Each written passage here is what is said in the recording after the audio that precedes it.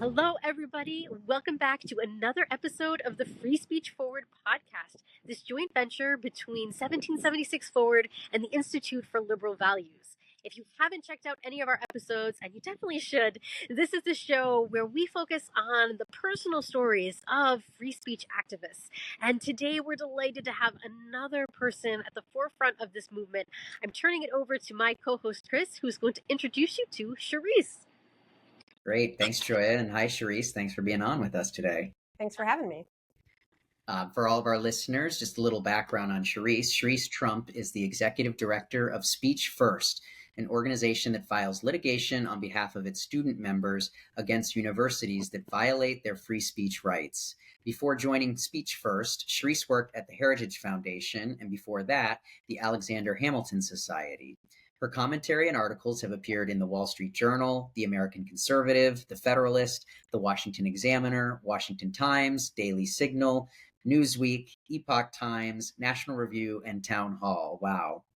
She has made a number of TV appearances on Fox News, Fox Business, Newsmax, News Nation, as well as a number of radio and podcast shows to discuss the state of free speech on college campuses. She has her BA from George Mason University and MA from Georgetown University. So I think you definitely are steeped in free speech, so I'm really excited about this conversation. Why don't we just dive in and Cherise, tell us how you got started on this path to being a leader for free speech? Yeah, it's kind of quite an indirect path, non-traditional for sure. My background is actually in national security and defense policy, and that's what I started working in with the Alexander Hamilton Society, which is a campus organization, but it's more focused on bringing speakers to come debate faculty members in front of students on various issues within foreign policy, national security, and economic statecraft. So it's kind of a fascinating little project, and we would have clubs and chapters on the campuses. And that was kind of my first exposure to the difficulties of getting opposing viewpoints represented equally on campus. It was difficult because the organization was what would be called at the time, especially neoconservative. We were coming in talking about ideas of American exceptionalism, strength of American military forces abroad. And that was an unpopular position to take on campus. So we thought it would be the best way to exhibit that would essentially be to bring those people who experts who work on these issues from DC to the campus to debate the issues with faculty members who disagreed. But even just that alone there was so much resistance on the campuses to even such what seems to be a very innocent mission. At the time, it's not, we didn't have a political agenda in the same way that some other organizations do. It was just to expose students to opposing ideas. And that was difficult to get clubs recognized. There was a lot of roadblocks put in front of us based on our viewpoints. So it was kind of my first exposure to the difficulties on college campuses. But I stayed in the national security field, went to grad school, and then went to go work at the Heritage Foundation, where I worked on coalition relations. So that's where I had the opportunity to work with a lot of people kind of just in the conservative movement writ large, working on various issues from domestic to foreign policy. My area of focus was obviously national security and defense policy, and that's what I stayed on for a long time.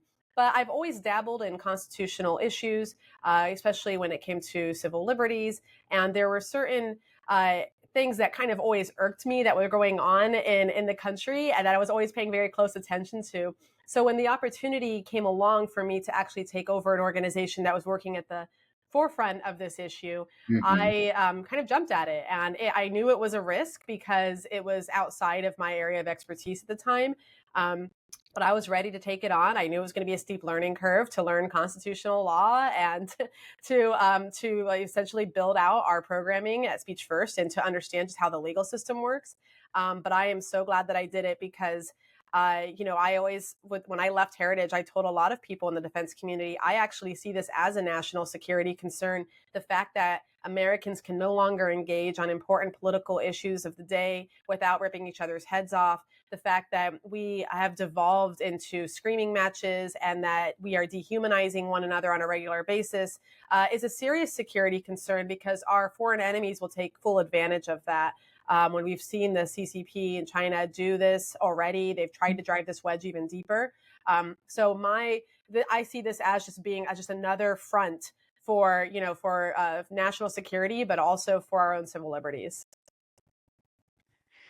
Thank you for sharing that. I'll say you're the first person we've had on. I mean, we're still just getting started with the show, but that really has brought up this connection between free speech and security. So, can you say even more about that and why free speech is so important for a healthy, flourishing society? Absolutely. I think what a lot of Americans either take for granted or don't realize is the fact that we have the broadest free speech protections in this country compared to any other country in the world. And that was on purpose. We decided long ago during the founding that it was more important to us as a nation to be able to express our ideas and our political ideas over worrying about what people felt about that or Mm, what their concerns might be. That was mm, more important to us because of the time. We were being born as a country that was coming out with a very, very new form of government, something never seen before. We were expecting citizens to participate fully in that, and we understood that meant we needed to be able to resist tyrants out loud without concern for reprisal. And so that was something that the founders had very much in the forefront of their minds. And they wrote it in. And one thing I try to talk to students a lot when I do go to campus to speak to them is compare other nations, especially Western nations, constitutions or statements of rights to ours, because ours just basically says Congress shall make no law abridging the right to speech. And this is very unique when you look at any other country in the world. They basically write in exceptions, and it's mm, written from the perspective of the governing forces. So ours says what the government can and cannot do. Our Constitution is written very much from the people's perspective. Other nations, I'm yet to find one that doesn't do this, writes it from the perspective of the government. They say what the individual citizens' rights are and what they are not. And they mm, put limitations on it from that view, which is why it's so difficult for other countries to actually fully understand and embrace our understanding of free speech and our kind of understanding of liberty. Because they're like, why don't you have hate speech laws? Everyone has hate speech laws. That's so normal. And I'm like, well, our Supreme Court has ruled time and time again, as recently as 2019, unanimously, that there is no offensive speech or hate speech exception to the First Amendment because of the risk of, discriminatory enforcement, the risk of who defines hate. It's a subjective and vague term that will lead us down the path of restricting more and more speech. And that's something that we are not willing to do in this country. So bringing it back to the national security realm, it is, again, this is very unique to America, and it's something we should be embracing as a country, saying this is who we are. We express our views. You may not like them all the time. They may not make you feel comfortable and warm and cozy all the time, but this is who we are as a nation. We love to debate politics. We love to talk about it at the dinner table and in the bars where other people would say that it's inappropriate to talk about politics. Americans are like, no, we talk about politics all the time because that's our culture. So if we allow countries to take advantage of the disintegration of that culture, the breakdown of that culture, then we're going to see incidents where we start to see, like China, for example, taking more and more brazen acts against us because they see us weakening in the one thing that is our strength, which is our soft power, our ability to export our principles mm. and our influence. And that's something that, again, they are very much challenging. Wow, wonderfully put. And I think you're spot on to link it to, the whole don't talk about politics and religion, but I just love how you framed it that in fact that is how we were founded and that is our strength when we can have that discourse Mm-hmm. productively and constructively. And so, I mean, that is a lot of what even started us on Joy and I spotlighting the free speech issue in particular was kind of centering this as expression as one of the core foundational freedoms for a free society. So, and even kind of that's in our name. I loved how you took it back to the founding because we 1776 and that Enlightenment Right. radical idea at the time that was enshrined in the U.S. Constitution. We do see as a pivotal turning point in human history. So, and then taking it forward today from all the progress and Mm-hmm. taking it forward. So shifting gears a little bit, maybe can you you're clearly an expert and well spoken on this field. So can you talk a little bit about how you prepare to give a speech, write a piece, any kind of engagement with the public domain to express your ideas and maybe even how some tips perhaps on how you communicate them effectively? Sure. I think one of the most important things when you're about to give a talk or a briefing on an issue, on any issue, is to know your audience, know who you're addressing, And you don't have to kowtow to that audience, but you do have to make sure that you're going to be convincing to them. So when I go to a campuses to speak, especially if I'm speaking to at a public event, not one just for conservative students, not one for just students who are pro free speech, but one where I know there's going to be some folks who disagree with me in the audience, I do frame how I'm going to speak about speech in a way that I think everyone can be really open to it, and I make an effort to avoid really kind of certain phrases that might really just trigger certain people and make them ultimately shut down to my ideas, because this is what I've been seeing here is the second you use certain words or certain approaches, you start, especially with students, they just shut down and ignore you. One of the saddest things I see often is I'll see a bunch of hands at the end of my talk go up, and I'll call on people as much time as I have. I try to answer as many questions, and I do encourage them afterwards to come up to me to speak to me. And I notice that the ones who want to disagree with me and debate me the most, who raise their hands, who I might not get to, they don't come up to me afterwards to talk. And that's my goal is to make it so those ones will either talk to me afterwards or not need an audience to try to take a cheap shot. And so that's something where you want to be as convincing as possible, because I do see it as not necessarily a debate, but it's like we aren't all on the same page with a lot of these issues, even with free speech. When I went into this, I genuinely believed free speech was a neutral issue, a politically neutral issue. This was something I thought was kind of relatively resolved in our country, but it became really clear very fast that it wasn't. And that I'm increasingly, when I've been protested on campuses, the signs say things like free speech is hate speech. There's a clear cognitive dissonance of understanding of what we're talking about with free speech and what we're talking about with whether you think the government's role is to control that speech. And this is where I try to confront a lot of the students who want to shut down hate speech, who want to make certain speech outlawed that they don't like or that they disagree. They want rules against microaggressions. So when I see students like that who really advocate for these regulations, my first question is that to them is, I understand your desire to want to be respected by your peers and to not be in conversations where you feel like someone is disrespecting you. However, what do you think the role of the government is in that situation? Do you think the role of the government is to come in and dictate how your conversation is supposed to go? Or do you think the role of the government is to let you resolve it amongst yourselves in political debate? And so that's my effort, is to really show them that we're not talking about the issues so much here as we're talking about where the restrictions and the role of the government should be, because that's where it crosses into constitutional lines. And so I try to stay neutral. I am personally a conservative, but I try to stay very neutral on the issue because I believe that the argument is neutral. The argument defending speech is an American position. And I try to remind, just kind of like I was saying earlier with the founding principles, I try to remind students that this is something that we should all be embracing because it's who we are fundamentally as Americans. That focus on free speech as an American value is one that Chris and I too have noticed has been lost, and it feels very recently in the culture as well. It certainly isn't something that I remember from my own experience growing up, and it leads perfectly into one of our favorite questions to ask our guests. With this recognition that there is so much confusion now in the culture about what free speech even is, if your organization had all the money, all the resources, all the time you could ever ask for, what do you think would be the most important thing that we can do as a culture to start to remedy this and educate people onto what free speech actually is all about? I mean, I think I would just take everything that we're doing at Speech First and really just amplify it, because our goal, our approach is three-pronged. It's litigation, where we sue bad actors, universities that are actively trying to shut down speech on campus and targeting constitutionally protected speech with their policies. But we also do a lot of advocacy, and education is a big part of that, because we understand that even if we have legal wins, we need to have the public on our side in order for those wins to actually be meaningful and to be reinforced on campuses and just in generally in society. And so we want to educate the public, and we want to educate students on their legal rights and their understanding, and honestly, with students, a lot of the times it's just a matter of convincing them to take ownership of their rights.